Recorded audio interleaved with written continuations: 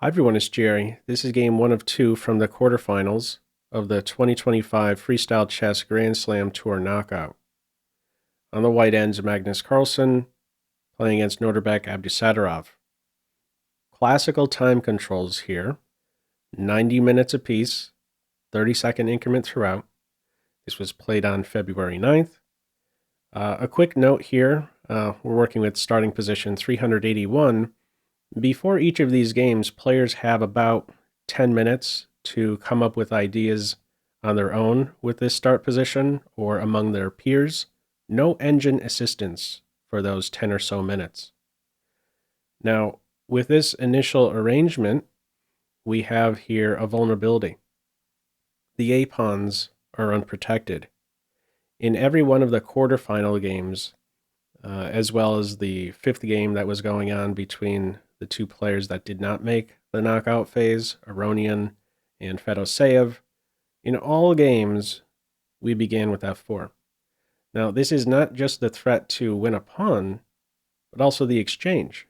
So this clearly must be respected. Now, in every game, the response to f4 was knight b6, except for one game, this one here. Nodirbek's start is with f5, counterpunch on a2. We have a sort of Pac-Man continuation in this game where the a-pawns are swiped, and eventually the rooks will be captured as well. Now from here, no rush in taking the rook. Carlsen looks to activate his rook before this rook is maybe activated. From here, it's bishop takes rook. It's sort of a it's not showing up in the computer's eyes as an error, but it's a bit of an error to immediately go in for this capture. There is a reason to keep this bishop still around. I'll be touching on this in a little bit from now.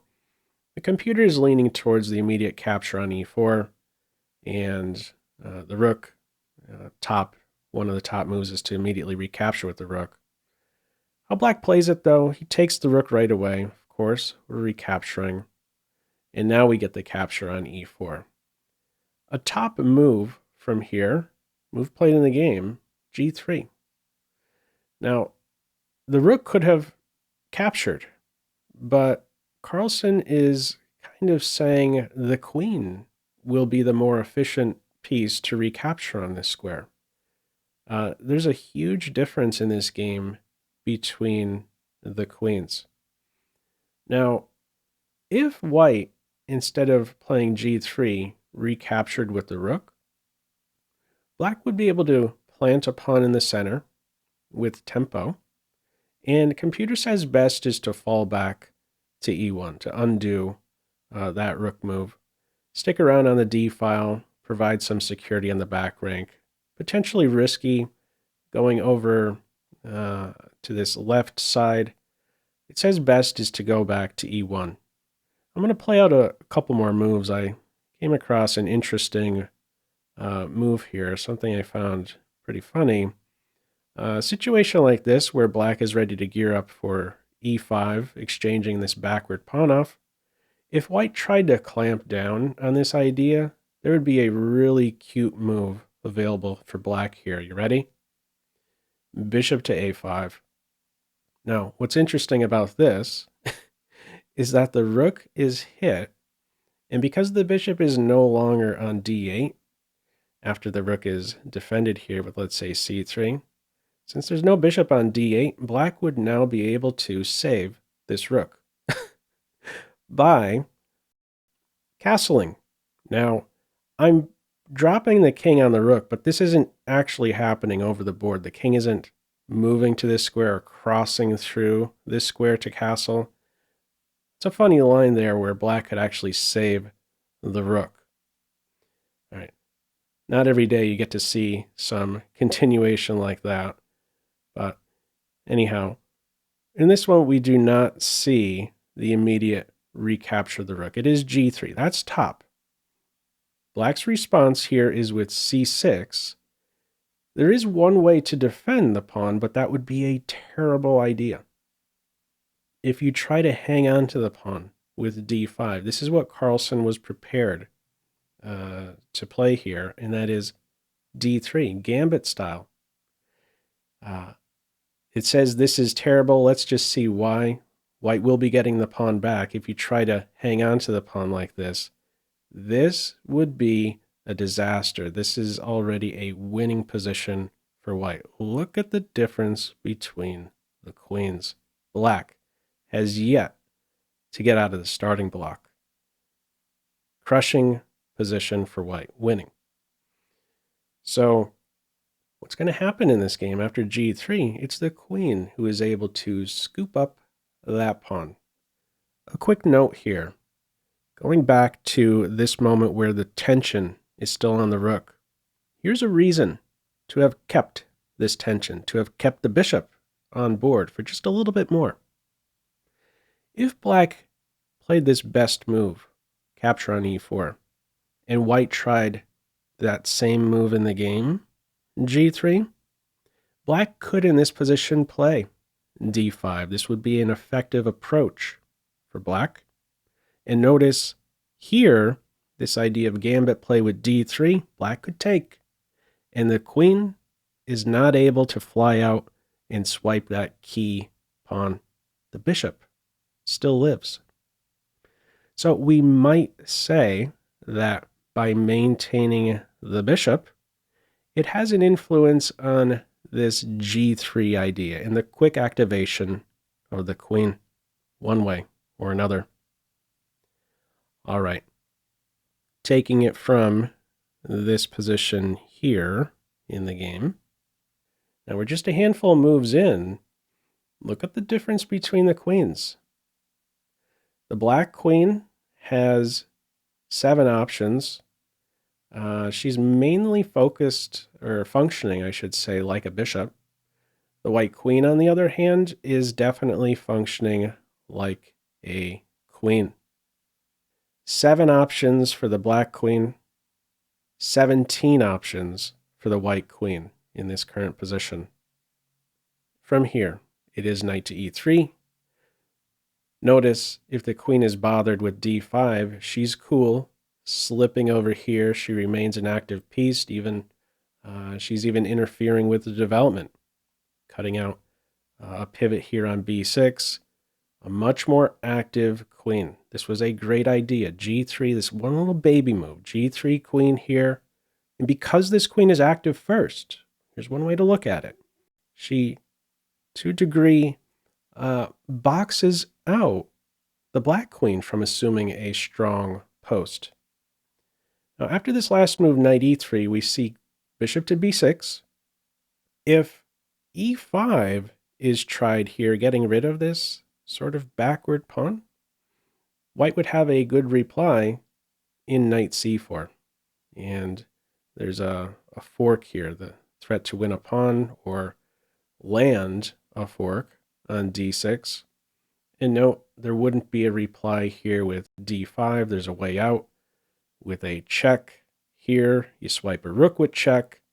So this would be a disaster for Team Black, obviously. All this traffic still on board. The king, the only piece developed, doesn't want to be developed. That would be losing for black. So not a good idea to try and get rid of this pawn here. It is bishop b6. Finally, swipe that rook and continue developing. From here, knight c7 is played. Big difference already even with the knights. Drawn attention to the difference between the queens. Big difference with the knights here. White's knights developed. These 2 knights have a total of 2 legal moves. Now, computer is drawn towards knight e6 as best. It's looking at knight e6, and in the event of bishop g4, it wants to go in for this knight exchange. In the end, this pawn could be won, but then it's saying you could get this pawn shortly thereafter. Not a direction we go. It is, in this game, the other knight being developed. Queen b4, pinpointing an unprotected piece. From here, bishop takes knight. Carlsen recaptures with a pawn. Spent about 5 minutes on this next decision. Is he deciding on pawn takes or rook takes? No. If you take with the rook, you're running into a fork. So he was deciding between pawn captures bishop or knight a5.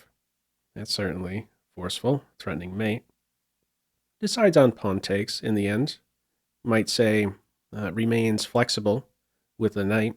Maybe knight a5, maybe knight c5. Both are interesting options, maybe even knight d4. Remains flexible. From here, knight d5, queen must find a new home, a5 it is. In comes e5, continuing to develop. This is black's best piece, only developed piece. Challenged. In comes e4, maintains pressure on the pawn. And from here, queen g7. Computer saying best at this stage is queen g8. I must say, it's already extremely difficult trying to save this position for black. Queen g7 in this game. The knight is kicked from the 4th rank. Knight f6. Let's just pause for a moment. A couple things stick out to me here. These 3 ranks. Black is playing on only 3 ranks. Very invasive queen. Once more, a big difference between the queens in this position. Comparing them here, earlier, when the queen was in the corner and the white queen was in the center, black queen had 7 options versus the white queen 17. That difference has only increased in this position. The black queen now has only 5 legal moves, and the white queen, something interesting about this queen on a5, that's the only piece on the a file or 5th rank. White queen from this position, 20 options. This is significant. This is decisive. King c2 from here. There's one open file. White controls it, and there's soon going to be a battery. Queen f7, attack, defense of c4, d6, rook a1, knight 8 to d7. We got 1 square for this knight. d4 it is.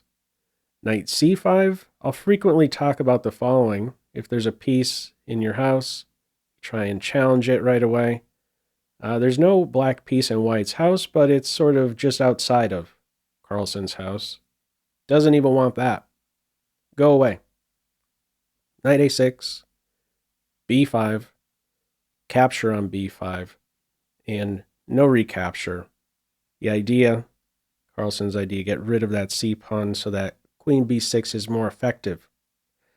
Carries now a 2nd threat. This is 1, exploiting the pin, and this is number 2, swiping a pawn. Knight b4 check, and after king d2, black resigns. What are you supposed to do here? It's completely busted. The queen, way too active. She cannot be tamed by this point. You can't really even find a way to successfully defend the d6 pawn. Ready to take with a fork, maybe follow up mate, or the win of a queen.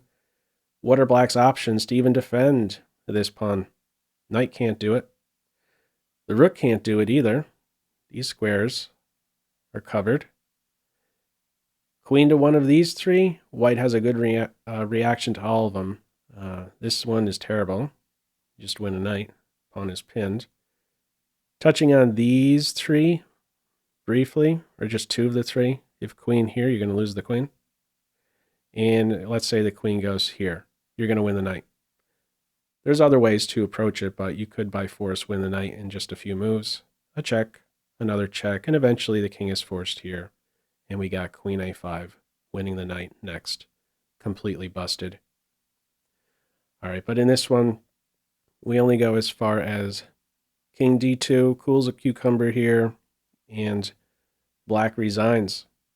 g3 really went a long ways in this one, this early activation of the queen. This was the white queen's path. Just mapping this out. And this was the black queen's path. Something that sticks out, the white queen functioned like a queen. The black queen moved like a king. Anyhow, what are your thoughts on this one? Feel free as usual to leave any feedback to this video in the comments section below. I hope you enjoyed it. Maybe took a thing or two away. That's all for now. Take care.